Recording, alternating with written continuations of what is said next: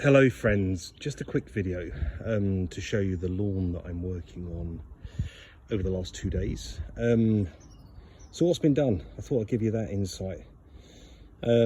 So it was pretty neglected in terms of it was full of weeds and moss and thatch and everything. So yesterday, when it was a sunny day, after a moss killer and a weed killer, I double scarified it yesterday.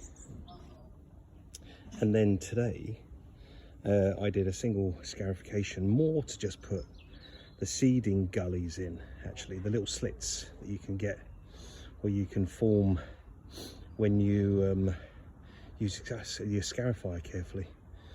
And then I've overseeded it, actually on this lawn, because it took such a hammering. I overseeded it at about 30 grams a square metre. And I've just dressed it off now with Jack's Magic, because you know what, it works and I know what it does. There are other products I've used, but actually Jack's Magic's got like a loose organic compound in it that is really good for consistent germination.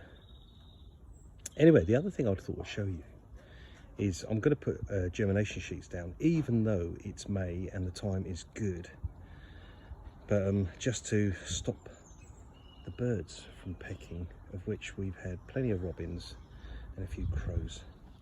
Anyway, that's all for today.